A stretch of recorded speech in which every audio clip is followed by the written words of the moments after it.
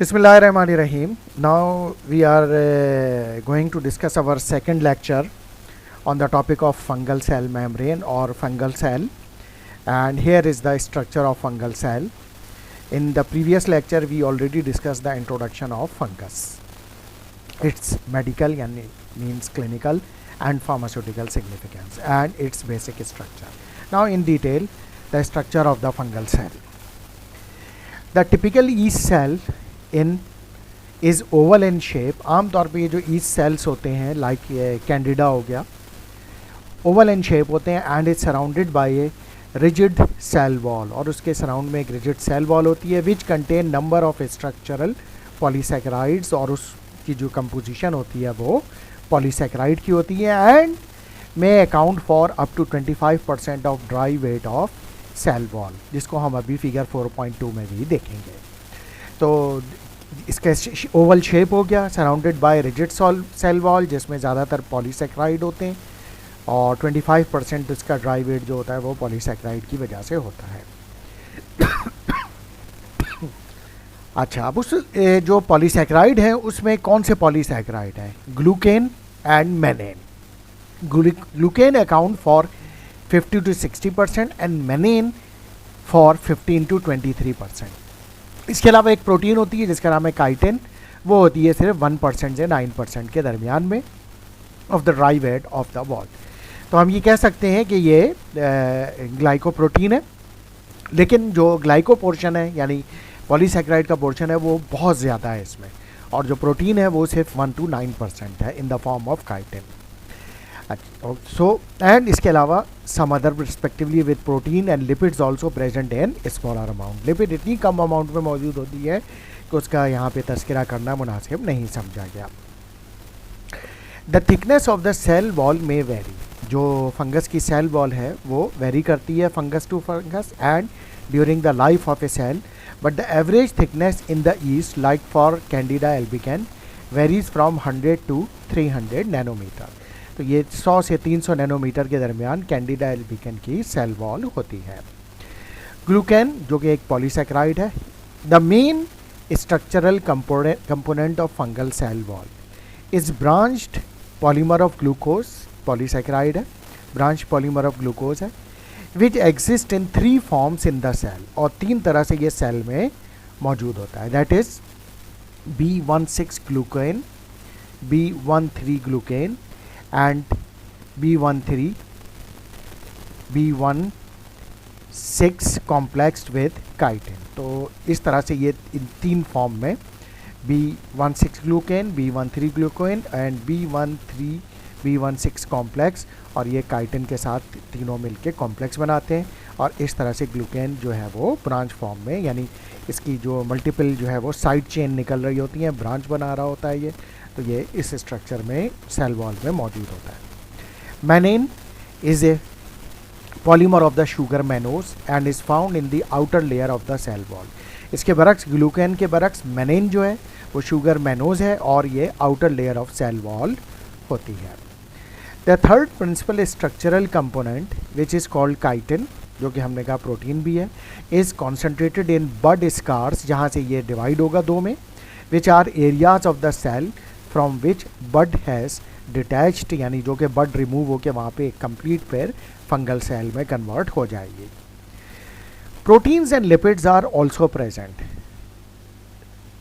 in the cell wall and under some condition may represent up to 30% of the cell wall content.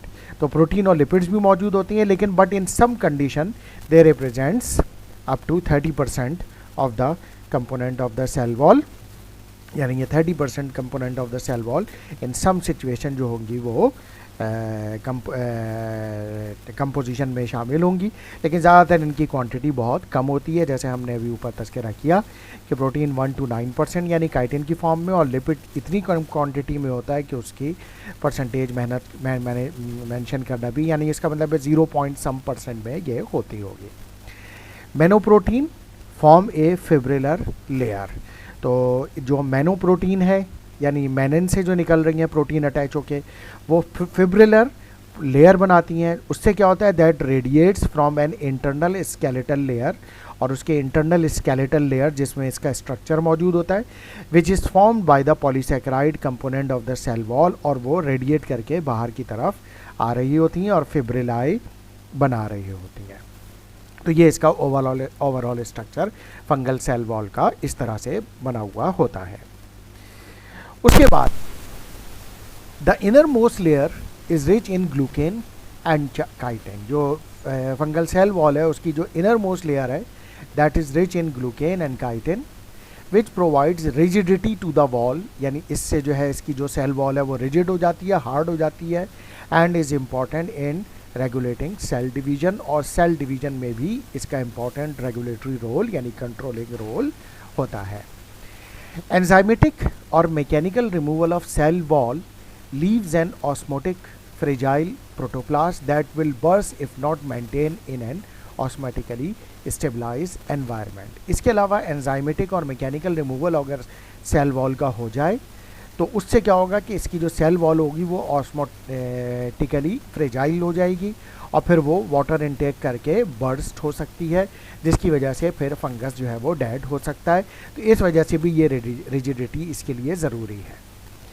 इसके अलावा incubation of protoplast in an osmotically stabilize agar growth medium will allow the resynthesis of the wall and the resumption of normal cellular function. अगर protoplast को incubate किया जाए artificial media में और वहाँ पे ग्रो कराया जाए तो ये रीसिंथेसाइज कर सकता है वॉल ऑफ फंगाई को और फिर ये नॉर्मल सेलुलर फंक्शन दोबारा भी अंजाम दे सकता है। इसके अलावा एक और जो स्पेसेस होती हैं that is called periplasmic spaces. Periplasmic space is a thin region that lies directly below the cell wall, यानी सेल वॉल के नीचे एक ये रीजन होता है। इसका काम क्या है? इट कंटेन्स सिक्रीटेड प्रोटीन्स, इसमें जो प्रोटीन्स वहाँ पे बनती हैं और सिक्रीट होती हैं वो उनको रखता है, and do not penetrate the cell wall, और सेल वॉल में पेनिट्रेट नहीं करता, and is the location for a number of enzymes required for processing nutrients before entry into the cells। और इसके अलावा ये जो प्रोटीन्स होती हैं ये एंजाइम्स भी बनाती हैं, और ये एंजाइम्स क्यों ज़रूरी होते हैं? ताकि ये इसकी जो इनटेक है इसका फंगस का मुख्तलिफ एनवायरमेंटल सब्सटेंसेस का, तो उससे न्यूट्रिएंट्स फंगस के लिए तैयार करें, और उसके बाद ये तैयार होने के बाद फिर जो है वो एज ए फूड उसको फंगस इस्तेमाल करेगा। तो इसलिए जो है ये यहाँ पर पेरीप्लाज्मिक स्पेस में ये प्रोटीन्स यानी एंजाइम्स मौजूद होते हैं। इसके अलावा द सेल मेम्ब्रेन और प्लाज्मा लीमा, इसके अलावा इसमें सेल मेम्ब्रेन भी होती है जिसको क्या और एक और भी नाम है, टर्मिनोलॉजी दी गई है, which is called plasma Lima, is located directly below the periplasmic space. और ये पेरीप्लाज्म की जो स्पेस है इसके नीचे होती है, इसके बिलो होती है, and is a phospholipid bilayer, यानी इसकी जो कंपोजिशन है स्ट्रक्चरली उसमें फॉस्फोलिपिड्स होते हैं और उसकी दो लेयर होती हैं बाईलेयर, दैट कंटेन फॉस्फोलिपिड्स, और उसमें जो है वो फॉस्फोलिपिड्स होते हैं, लिपिड्स होते हैं, प्रोटीन्स होती हैं और स्टेरॉल्स यानी लाइक कोलेस्ट्रॉल मॉलिक्यूल मौजूद होते हैं।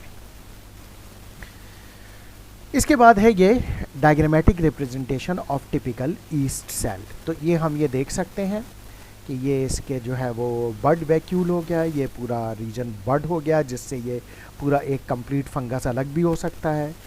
उसके बाद हम आते हैं तो ये इसका न्यूक्लियस है, उसके बाद हम ये देखते हैं पोर इन द न्यूक्लियर मेम्ब्रेन, ये है बड स्कार है यानी यहाँ से ऑलरेडी एक फंगस बन चुका होगा, ये इसकी सेल मेम्ब्रेन है, ये स्टोरेज ग्रैन्यूल्स हैं। उसके बाद ये वैक्यूलर मेम्ब्रेन है, ये इसका वैक्यूल है, ये इसका माइटोकॉन्ड्रिया है यानी एनर्जी प्रोडक्शन एरिया, ये वैक्यूलर ग्रैन्यूल्स हैं, ये वैक्यूल है पूरा जो रीजन है इसका, और इस तरह से जो है ये इसकी पूरी डायग्रामेटिक रिप्रेजेंटेशन हमारे सामने है एक फंगल सेल की यानी ईस्ट सेल की। नाउ इसके बाद हम आते हैं एक्टिवली रेस्पायरिंग फंगल सेल्स, यानी ऐसे फंगल सेल्स जो एक्टिवली मेटाबॉलिक एक्टिविटी कर रहे हैं। Actively respiring fungal cells possess a distinct mitochondria, तो इसमें माइटोकॉन्ड्रिया होगी जैसे हमने बताया, which has been describe as the powerhouse of the cell, और ये सेल के क्या है पावर हाउस है। डेफिनेटली माइटोकॉन्ड्रिया में मेटाबॉलिक एक्टिविटी होगी, जब मेटाबॉलिक एक्टिविटी होगी तो इसमें ATPs प्रोड्यूस होंगे, और ATPs क्या होते हैं, वो एनर्जी मॉलिक्यूल होते हैं जो कि फंगल सेल को पावर प्रोवाइड करेंगे। तो इस वजह से इनको पावर हाउस ऑफ सेल्स भी कहा जाता है। The enzymes of tricarboxylic acid cycle यानी Krebs cycle are located in the matrix of the mitochondria. इसके अलावा TCA cycle which is also called Krebs cycle, इसके एंजाइम्स भी माइटोकॉन्ड्रिया में मौजूद होते हैं। While electrons transport and oxidative phosphorylation occur in the mitochondrial inner membrane, और इसकी इनर मेम्ब्रेन के अंदर माइटोकॉन्ड्रिया की electron transport system and oxidative phosphorylation का प्रोसेस भी होता है, जो कि मेटाबॉलिक एक्टिविटी के लिए ज़रूरी है, जिसमें फ्री रेडिकल्स और ATPs प्रोड्यूस होते हैं। इसके बाद हम आते हैं the outer membrane. The outer membrane contains enzymes. Outer membrane जो है इसकी, उसमें एंजाइम्स मौजूद हैं involve in the lipid biosynthesis. तो लिपिड बायोसिंथेसिस में ये काम आते हैं जो कि फंगस को चाहिए। The mitochondria is a semi independent organelle as it possess its own DNA, यानी इसका अपना DNA है, and is capable of producing its own protein, यानी इसको जो फंगल सेल का न्यूक्लियस की जो DNA है उसकी ज़रूरत नहीं होती, इसका अपना DNA जिसको हम प्लाज्मिड भी कह सकते हैं, और ये अपनी प्रोटीन खुद बना लेता है by their own ribosomes. That is why this, इनकी जो अपनी प्रोटीन और राइबोसोम्स हैं they are refer to as mitoribosomes. तो इनको हम माइटोराइबोसोम्स भी कहते हैं। इसके बाद हम आते हैं एक और इम्पॉर्टेंट स्ट्रक्चर पर, दैट इज़ प्लाज्मा लीमा। अब ये प्लाज्मा लीमा, जैसे हमने बात की थी कि ये सेल वॉल के जो शुगर मॉलिक्यूल्स, हमने पॉलीसैकेराइड की बात की थी कि इसके बाद इनर रीजन में होता है, is approximately 10 nanometer in thick and in addition to being composed of phospholipids and also contain globular proteins। तो इसके अंदर कुछ प्रोटीन्स, ग्लोब्यूल्स मौजूद होते हैं, और इसके अलावा ये जो प्लाज्मा लीमा है ये फॉस्फोलिपिड की बनी हुई होती है। The dominant sterol in the fungal cell membrane is ergosterol. तो स्टीरॉल की कौन सी टाइप है जो सेल मेम्ब्रेन में मौजूद होती है, वो है एर्गोस्टीरॉल, जबकि इसके बरक्स जो ह्यूमन सेल की सेल मेम्ब्रेन में स्टीरॉल मौजूद होता है उसका नाम है कोलेस्ट्रॉल। सो अब क्योंकि एर्गोस्टीरॉल सिर्फ फंगल सेल मेम्ब्रेन में होता है, इसी वजह से this is the target site of antifungal agent like amphotericin B. तो एम्फोटेरिसिन बी एक ड्रग है जिसकी टारगेट साइट जो है वो यही स्टीरॉल है, फंगल सेल मेम्ब्रेन में मौजूद होती है, तो वो जो इसको सप्रेस कर देता है, तो उससे ये होता है कि फंगल सेल मेम्ब्रेन जो है वो रिटेन नहीं पाती, उसकी ग्रोथ नहीं हो पाती, वो वीक हो जाती है, उस फ्रेजाइल हो जाती है, ऑस्मोटिक प्रेशर बर्दाश्त नहीं कर पाती, जिसकी वजह से फंगल सेल किल हो जाता है। तो एम्फोटेरिसिन भी ये करती है। Sterols are important component of the plasmalemma, और ये जो स्टीरॉल हैं, जैसे हमने बात की कि इम्पॉर्टेंट कंपोनेंट है सेल मेम्ब्रेन के, और जिसमें पर्टिकुलरली प्लाज्मा लीमा के। तो and represents region of rigidity, plasmalemma region of rigidity है, and in the fluidity provided by the phospholipid bilayer, और इसी की वजह से एर्गोस्टीरॉल की वजह से इसको फॉस्फोलिपिड बाइलेयर मिलती है जो कि एक रिजिड मेम्ब्रेन बनाती है, जिसकी वजह से इस पर ऑस्मोटिक प्रेशर असर नहीं करता। लेकिन जब एम्फोटेरिसिन भी इस स्टीरॉल को डिग्रेड कर देगी, इसकी सिंथेसिस को स्टॉप कर देगी, तो लाजमी बात है कि फिर ये रिजिडिटी मेंटेन नहीं रह सकेगी, जिसकी वजह से ये जो फंगल सेल होगा ऑस्मोटिक प्रेशर बर्दाश्त नहीं कर सकेगा, और जब ऑस्मोटिक प्रेशर बर्दाश्त नहीं कर सकेगा तो फिर ये फंगल सेल किल हो जाएगा। Most of the cell's genome is concentrated in the nucleus. यहाँ ज़रा इसके अलावा मज़ीद ये कि इसका जो जीनोमिक मटेरियल है फंगल सेल का, वो कहाँ पे मौजूद होता है, न्यूक्लियस के में। हालांकि हमने बात की थी कि माइटोकॉन्ड्रिया का अपना DNA होता है, लेकिन बहरहाल ओवरऑल जो सेल का हेडक्वार्टर कह लीजिए, जो सेंट्रल जीनोमिक सिस्टम है, वो तो बहरहाल न्यूक्लियस में ही होता है। और ये जो न्यूक्लियस में जब ये मौजूद होता है तो this genomic material is surrounded by a nuclear membrane that contain pores. उस न्यूक्लियर मेम्ब्रेन में पोर्स होते हैं to allow communication with the rest of the cells. और ये जो पोर होते हैं ये किस लिए होते हैं, ताकि ये न्यूक्लियस का जो मटेरियल है, न्यूक्लियर मटेरियल है, जीनोम जो है वो बाकी सेल से कम्युनिकेट, इंफॉर्मेशन का ट्रांसफ़र कर सके और इंफॉर्मेशन गैदर कर सके। The nucleus is a discrete organelle, यानी काफ़ी इसमें जो सब्सटेंसेज होते हैं वो डिस्क्रीट यानी बिखरे हुए होते हैं। And in addition to being the repository of the DNA, यानी इसकी ये स्टोरेज साइड होती है डीएनए की, also contains proteins in the form of histones. इसके अलावा इसमें और भी प्रोटीन्स होती हैं जो कि हिस्टोन्स की फॉर्म में होती हैं, जो कि स्ट्रक्चरल सपोर्ट डीएनए को प्रोवाइड करती हैं। हमने ये बात की थी कि बैक्टीरियल प्रोकैरियोट्स में हिस्टोन नहीं होते क्योंकि वहाँ ये स्ट्रक्चरल सपोर्ट की ज़रूरत नहीं होती, क्योंकि वो जो उसका डीएनए होता है बैक्टीरिया का वो न्यूक्लियस के अंदर नहीं होता, वहाँ प्रॉपर न्यूक्लियस नहीं होता, तो इसलिए वहाँ पे हिस्टोन्स नहीं होते। लेकिन ये क्योंकि यूकैरियोटिक सेल्स होते हैं फंगस के, तो इसलिए इसमें हिस्टोन्स मौजूद होते हैं। और हिस्टोन्स का काम क्या होता है? स्ट्रक्चरल सपोर्ट प्रोवाइड करना डीएनए को। इसके बाद हम आते हैं ईस्ट क्रोमोसोम्स की, यानी कैंडिडा एल्बिकैन, कैंडिडा ग्लैब्रेटा, इस पे हम बात करते हैं। तो yeast chromosomes vary in size from 0.2 to 6 MB, यानी MB मीन्स मेगा बेस, बड़े साइज़ की जो डीएनए की बेस होती है। एक बेस लाइक फॉर एग्जांपल, ये बेसिस क्या होती हैं? Like for example adenine, guanine, thymine, ribosine, uracil, तो ये जो है वो डीएनए की बेसिस होती हैं। तो ये इनकी तादाद ईस्ट के क्रोमोसोम में 0.2 से 6 मेगाबाइट बेस होती हैं। एंड द नंबर पर ईस्ट इज़ ऑल्सो वेरिएबल, यानी ये कि ज़रूरी नहीं है ये जो, यानी 0.2 से 6 MB की जो इन्होंने मेगा बेस की रेंज दी है, उसकी वजह ये है कि ये वेरी करती हैं different yeast to yeast. Like for example with Saccharomyces cerevisiae having as many as 16 megabases, while the fission yeast like Saccharomyces formica has as few as 3 megabases, यानी ये इस तरह से वेरी भी करती हैं। इन जर्नल जो ईस्ट क्रोमोसोम्स हैं उनमें जो ये मेगाबेस है 0.2 से 6 मेगाबेस होती हैं, लेकिन Saccharomyces cerevisiae में 16, जबकि Saccharomyces formica में ये जो बेसिस हैं ये इनकी क्वांटिटी, मेगा बेसिस की क्वांटिटी 3 होती है। अच्छा, इसके बाद हम आते हैं in addition to genetic material in the nucleus the yeast cell often has extrachromosomal information in the form of plasmids.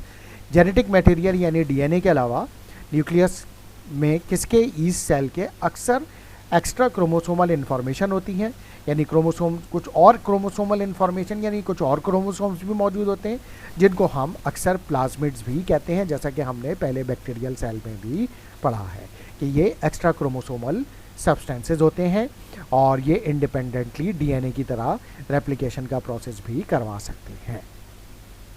For example the 2 millimetre plasmid is present in Saccharomyces cerevisiae। अब इन्होंने ख़ास तौर से example में बता दिया कि ये प्लाज्मिड किस में मौजूद है? Saccharomyces cerevisiae में।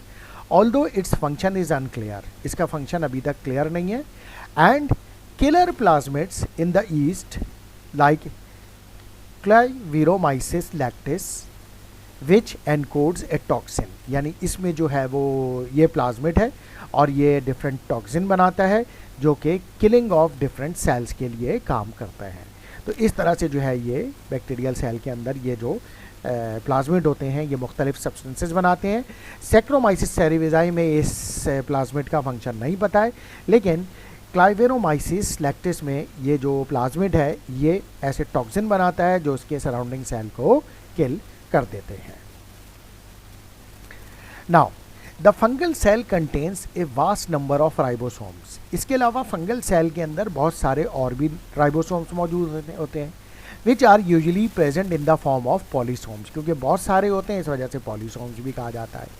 Lines of ribosomes स्ट्रंग together by A strand of messenger RNA, और ये मैसेंजर आरएनए के स्ट्रैंड के साथ एक साइड से लटके हुए होते हैं, स्ट्रंग हुए होते हैं।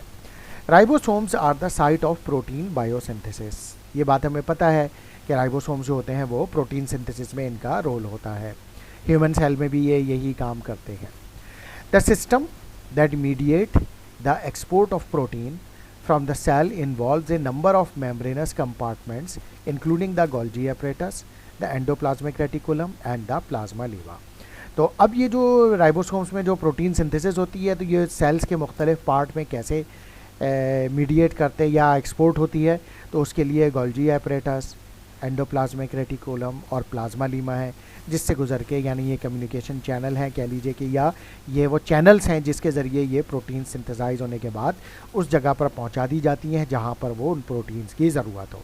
लाइक अगर सेल वॉल की प्रोटीन होगी तो सेल वॉल तक पहुंचा दी जाएंगी, इसके अलावा अगर वो सेल मेम्ब्रेन की प्रोटीन होगी तो वहाँ तक पहुँचा दी जाएंगी, और कोई सेल के कंपोनेंट है जहाँ पे कोई स्पेसिफिक प्रोटीन की ज़रूरत है तो वो और सिंथेसाइज हो गई है तो ये वहाँ पर पहुँचा दी जाएंगी। In addition the vacuole is employed as a storage space. हमने ये डायग्राम में देखा था कि इसमें वैक्यूल भी होता है जो कि दरअसल क्या है, स्टोरेज स्पेस है। किस चीज़ के लिए? वेयर न्यूट्रिएंट्स, जहाँ न्यूट्रिएंट्स स्टोर होते हैं, हाइड्रोलिटिक एंजाइम्स स्टोर होते हैं, और metabolic intermediates are retain until require, यानी मेटाबॉलिक एक्टिविटी के दरमियान जो केमिकल सब्सटेंसेस बनते हैं, लेकिन अभी वो इंटरमीडिएट कंपाउंड है, अभी फाइनल कंपाउंड नहीं बने, तो वहाँ पर स्टोरेज में यानी उन वैक्यूल्स में इनको स्टोर करके रखा जाता है। तो हम ज़रा एक नज़र फिर इन वैक्यूल्स पर, स्टोरेज स्पेस पर देख लेते हैं। ये आ गया वो वैक्यूल, और ये वैक्यूलर ग्रेन्यूल्स हो गए जिसमें nutrients, enzymes, intermediate products store करके रखे जाते हैं, और फिर ये जहाँ ज़रूरत हो सेल के अंदर वहाँ पर ये पहुँचा दिए जाते हैं, और इस तरह से फिर ये सेल की एक्टिविटी जो होती है वो मुकम्मल हो जाती है। तो ये हमने कंप्लीट कर लिया structure of the fungal cell. तो structure of the cell complete करने के बाद हम आते हैं इसकी मेडिकल सिग्निफिकेंस ऑफ फंजाई या clinical significance, but that we will discuss in next lecture.